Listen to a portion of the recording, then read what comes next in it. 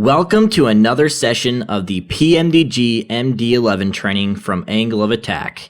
In this episode, we will be doing the localizer approach. Now, the localizer is the lateral component of a runway's instrument landing system, although not all runways or approaches have an instrument landing system. It is an instrument approach that uses only the localizer information and not the glide slope part of the ILS. Because there is no glide slope information provided, the localizer approach is considered to be a non-precision approach. We will be flying the localizer runway 8 left approach into Honolulu, Hawaii. We will jump into the aircraft about 70 miles north of the airport and will fly overhead the Honolulu VOR before turning onto the DME arc at Elena. There are a few ways we can fly a DME arc in the MD11.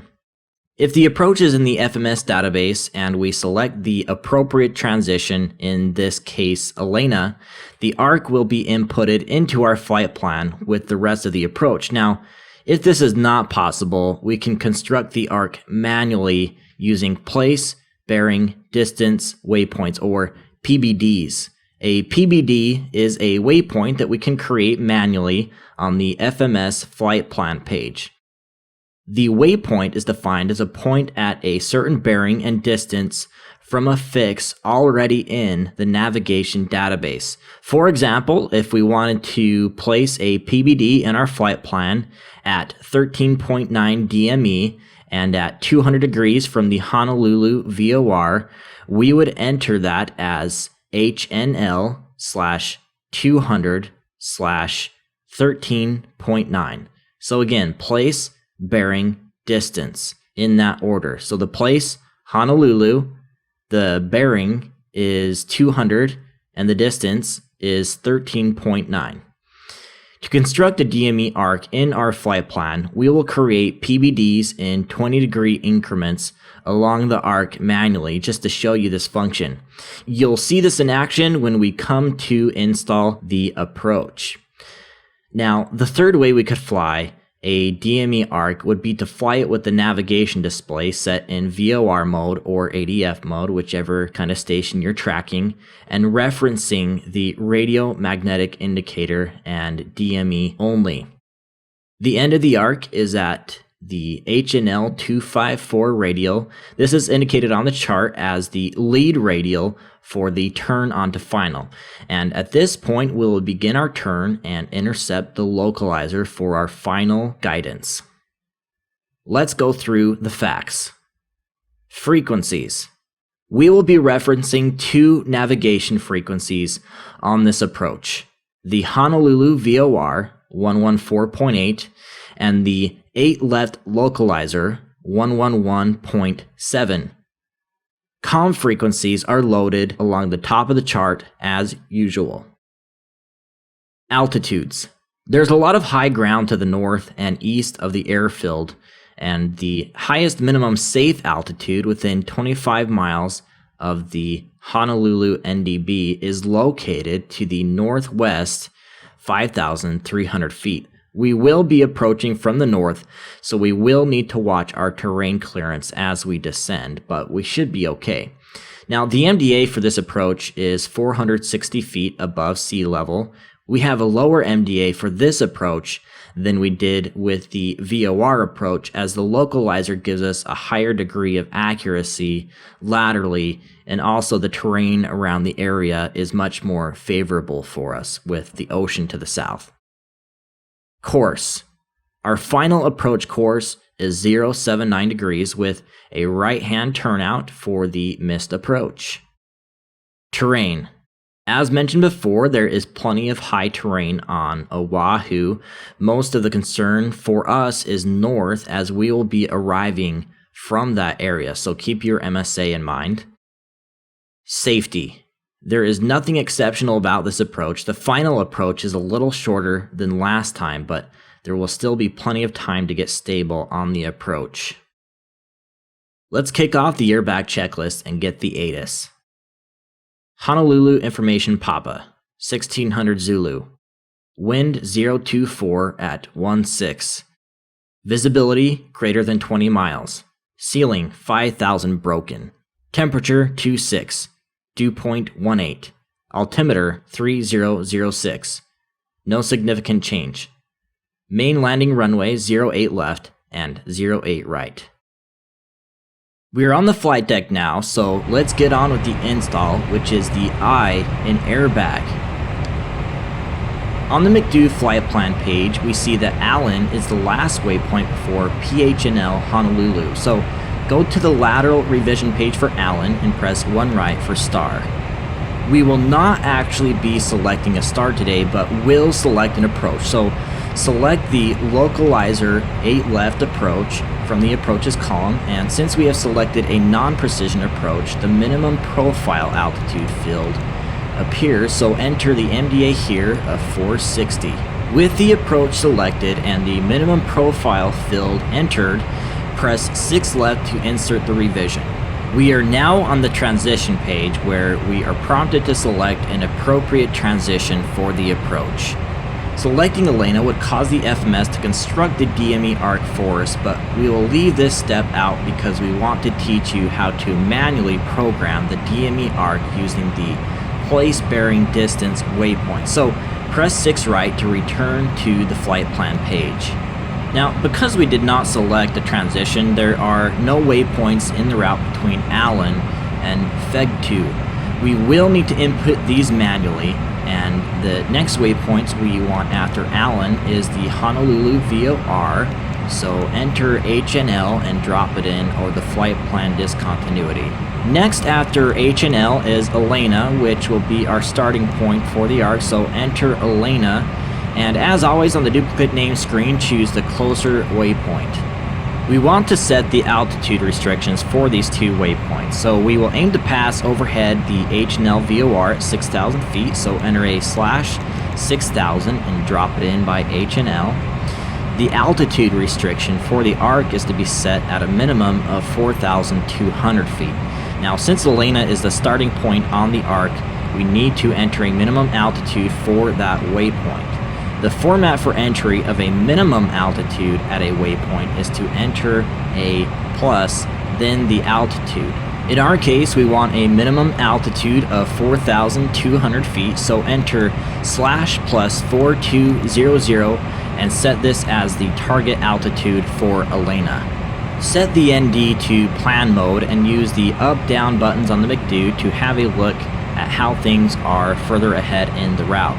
It's a bit of a mess as the missed approach procedure adds a lot of magenta lines and text in the display, so I'm going to do something here that you should never do normally and delete the missed approach procedure from the route.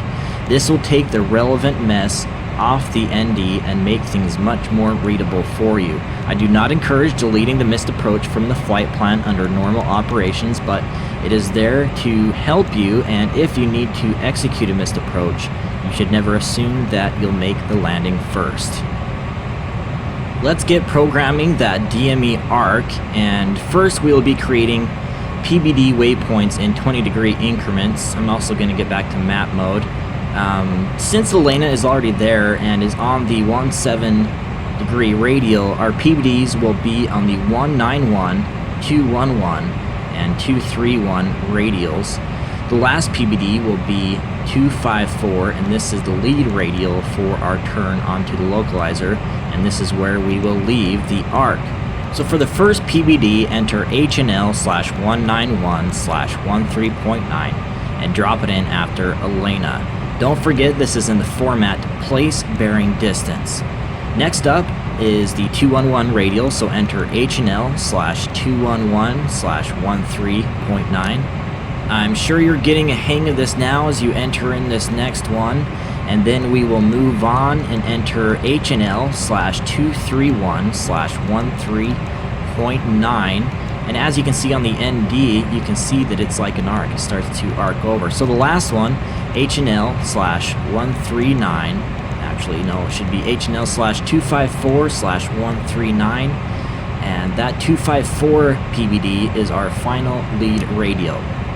Lastly, we want to set the altitude restriction for the arc, a minimum of 4,200 feet. We have already set this for Elena, but it would be wise, since we need time to slow down the aircraft to get configured, to level off at 4,200 feet towards the end of the arc. So enter altitude restrictions of 4,200 for PBD 03 and 04.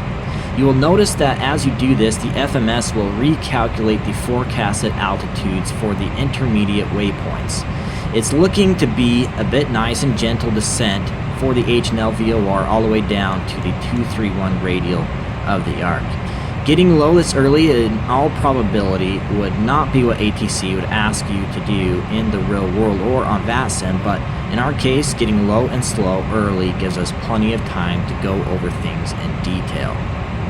Let's check over our approach data on the takeoff approach page. The title is as it should be. Our landing weight is normal, runway length and elevation are correct.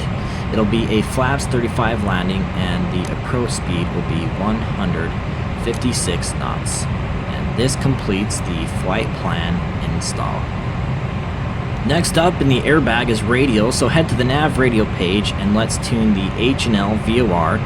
The frequency is 114.8, and H&L has already been auto-tuned, but it doesn't hurt to manually tune it anyway.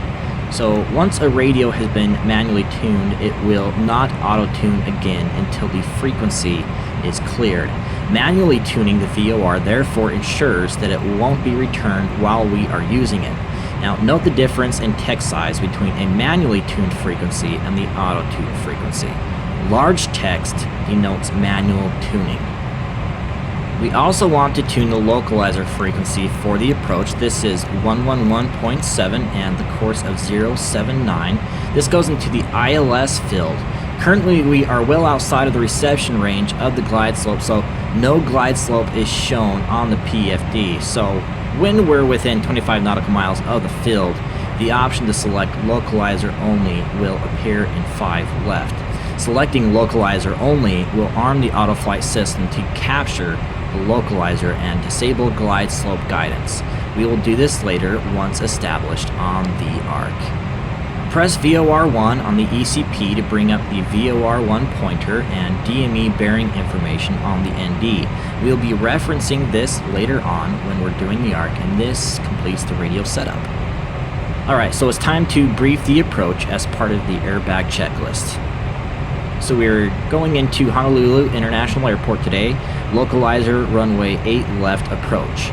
This chart is valid from 29 July 2010 to 23 September 2010. The runway 8 left localizer is 111.0.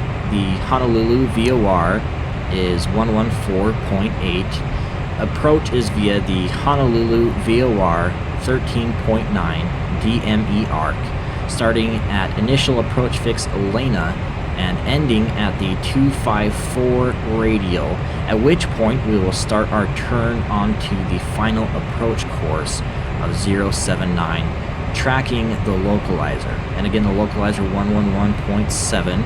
We will overfly Honolulu VOR at 6,000 before we reach Elena, then 4,200 throughout the arc. Final approach fix is Iwabi 5.9 DME at 2,000 feet.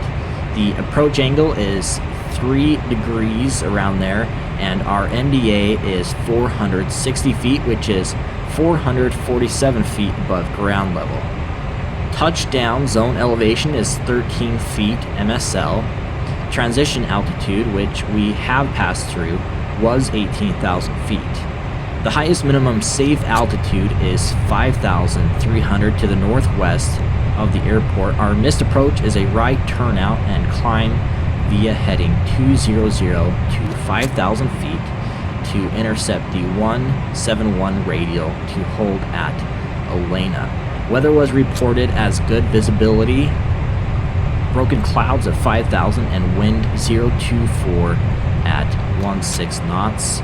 This will give us a 13-knot crosswind component from the left.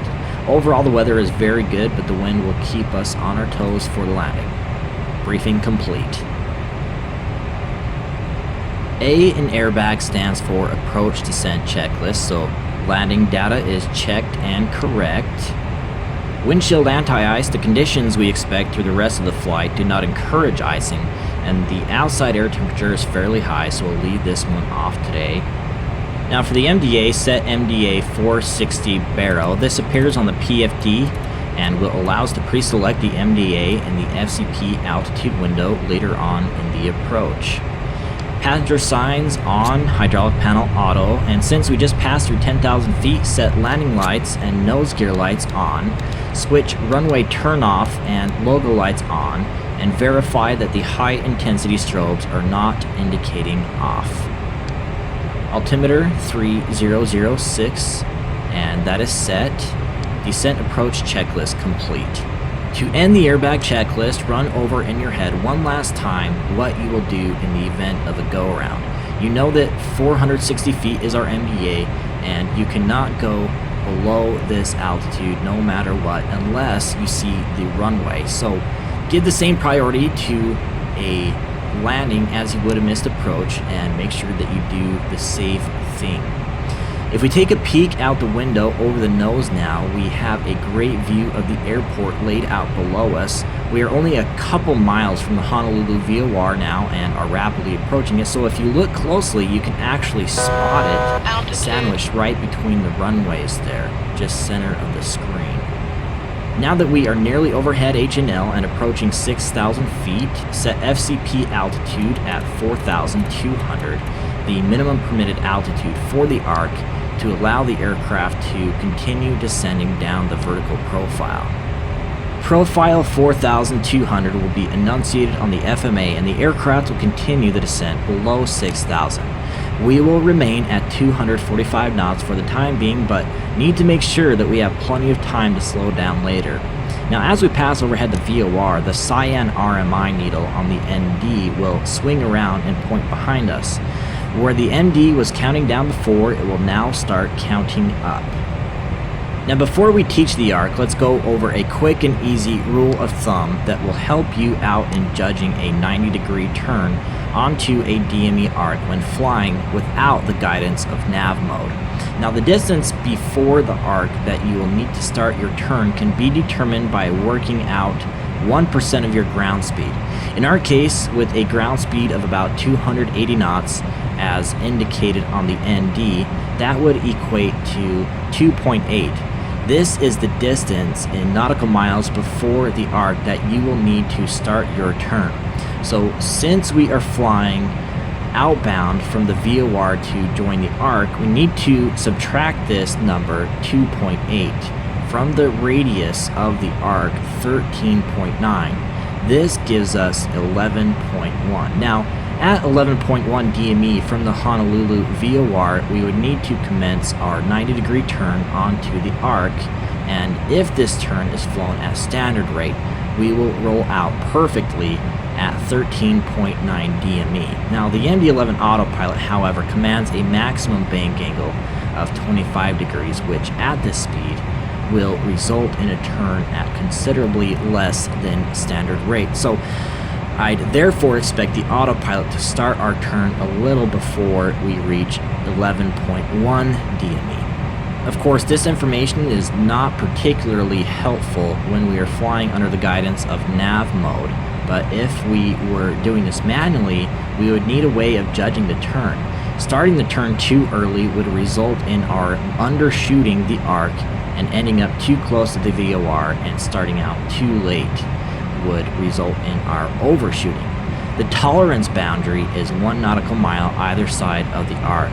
In our case, that would mean that anywhere between 12.9 and 14.9 DME would be acceptable. Alright, there goes the turn, 10.9 DME. I did say it would be a little under 11.1. So see how the green trend vector aligns itself perfectly with the magenta course, and the FMS guidance really takes the load off your shoulders. It's quite incredible. As we roll through this turn onto the arc, let's summarize our situation briefly. It is a good idea to get into the habit of doing this because it really keeps you in the loop. We have just intercepted the Honolulu VOR 13.9 DME arc, which we will follow for roughly 80 degrees round to the final approach course. We are at FMS speed 245 knots and nav mode and descending on profile to 4,200 feet. So pushing the data switch will display the altitudes for each waypoint on the ND. 4,200 is indicated for PBD 03 and 04, and the cyan arrow indicates when we will reach the current altitude set on the FCP. In our case, it is positioned just before PBD 03, which means that the altitude restriction will be met. In a moment, we will slow down to 210 knots and set flaps 15. Note that at this point, our commanded speed is a magenta dot, which indicates that it is being set by the FMS. Thrust is also indicated in magenta. Now, when we select 210 knots manually and pull the knob, thrust turns white and the target airspeed is marked by a white bow tie bug, indicating that it has been pilot pre-selected. The cyan bearing pointer, since VOR1 is tuned to the Honolulu VOR, is pointing directly to the station. This is, for all intents and purposes, a radio magnetic indicator needle. We get a better view of this if we switch the navigation display to VOR mode. When flying a DME arc, the idea is to keep the needle on your wing, and in our case it's on the right wing in the 3 o'clock position. I'm sure you noticed when we were setting up the PBD waypoints that the arc we have constructed is not a perfect curve. The only ways that we could smoothen out the arc would be to add more PBDs or fly it with heading mode referencing the bearing pointer on the ND. Repeating what I said earlier about accuracy, we are allowed to let our distance from the VOR vary by up to 1 mile either side of 13.9. Setting PBDs at 20-degree increments will keep us plenty accurate enough to be within this zone, so you could get away with 30-degree intervals as well, but it doesn't hurt to add a couple extra PBDs to keep things going relatively smoothly. As we approach PBD 03 on the 231 radial out of the Honolulu VOR, we are just arriving at our commanded profile altitude of 4,200 feet. The cyan arrow on the path ahead supports this, as does the vertical deviation indicator on the right of the ND. The magenta diamond is centered, which indicates that we are right on profile and things are looking really good at this point. Time has flown by, excuse the pun, and we are about to turn towards the last waypoint on the arc. As I explained before, the last PBD on the arc is on the 254-degree radial. This is the lead radial, or the point at which we start our turn onto the inbound course, or final. The lead that it gives us is only 5 degrees, which, given our speed, will result in a fairly tight, constant turn onto the localizer. We will leave the localizer intercept up to the localizer only mode of the autopilot, which should track it perfectly. So have a look again at the MD11, and the localizer only is now showing in line 5 left. So pressing this will arm the localizer intercept mode of the autopilot, which will be enunciated properly on the FMA. This is very similar to the VOR track function that we used in the VOR approach, in that it actually arms the autopilot a little like an extension of the FCP. We will wait until we are turning inbound before arming this. We have less than a minute to run before we need to start our turn to intercept the final approach course. Since there is a discontinuity in the route ahead, nav mode will automatically change to heading mode as we approach PBD 04. It will actually make the change 1 mile before we reach the waypoint, and since we need to make the turn actually at PBD 04, we will need to wait until we get there before turning. So you notice that all that just took place. So what you need to do now is switch the ND to approach mode. The lead radial is 254, the bearing from the VOR. Indicated here is our current bearing to the VOR, and what we are looking for here is 074. When it reads 074, use heading select to turn the aircraft onto an intercept heading. Now reduce your speed to 190 and select flaps 28. Select localizer only on the McDo as we talked about earlier and verify it is armed in the flight mode annunciators, and this has actually just gone active. So now the autopilot is tracking inbound. So set your MDA 460 in the FCP. Once the CDI starts to move on the ND, drop the landing gear, select 156 knots, and get to flaps 35. Flaps 35. Looking at the PFD, we are now descending to our next profile altitude of 2,300 feet, so monitor the aircraft as it decelerates and descends, and watch the CDI as the aircraft gently maneuvers to center it. Just as with the VOR, we are looking for a centered CDI to indicate that we are on the localizer, right on that localizer. Let's quickly do the before landing checklist. Gear down for green, spoilers armed, auto brakes, let's set those to medium, flaps are set to 35, the EAD, I don't see any alerts, before landing checklist complete. Thinking back to the VOR approach into Zurich, we left the final descent to minimums up to the profile mode of the autopilot. There are alternatives for non-precision approaches, however. We could calculate the vertical speed required to get us down to the runway threshold, which is the technique we used in the 767 and 747 training for non-precision approaches. While this is still possible in this aircraft, the MD11 has another feature up its sleeve that is perfect for this kind of approach. So press the vertical speed FPA changeover button on the FCP. Verify that the window below now indicates FPA. This stands for flight path angle, and looking at the chart quickly, we see that an approach angle of 3 degrees is indicated, and flight path angle mode allows us to set a specific angle of climb or descent that the autopilot will then follow. The approach angle of 3.06 degrees is only guaranteed from the final approach fix onwards. So to be procedurally correct, we should actually wait until that point before engaging this. So let's engage it now. Go to the FCP and dial in 3.10. That's the closest we can get to 3.06. Looking back at the PFD, a green band has appeared that shows the current flight path angle set to 3.10 degrees. The green circle is our actual current angle of flight. In our case, it is aligned perfectly with the green line, so the autopilot is functioning perfectly. Additionally, our pitch mode on the FMA is indicating flight path angle. Alright, so I've rambled on about the systems now for a bit too long, and given that it's such a clear, beautiful morning, let's disconnect the autopilot and hand fly it from here. Autopilot.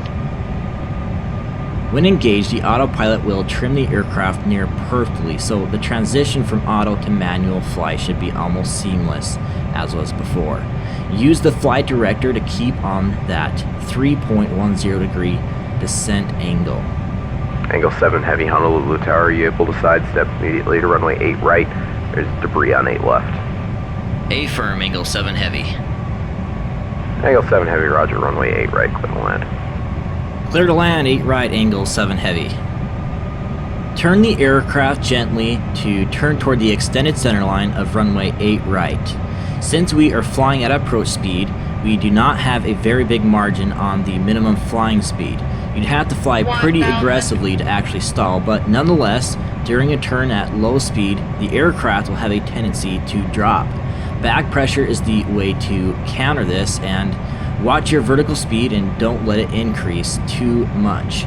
Since the flight director is still showing guidance for localizer tracking and a 3.1 degree glide slope for the flight path angle, it is now irrelevant.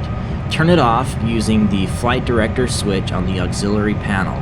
This will declutter the attitude display a little and take away the distractions. So since the ILS for runway 8 left is still tuned, expect a glide slope warning as soon as we go beyond the 1.3 dots below the glide slope. Cancel the warning by pressing the glide slope inhibit switch on the glare shield. Glide slope. Don't forget the crosswind of 15 knots. Crab as needed to maintain center line. The crosswind component is 13 knots from the left, so it is fairly strong.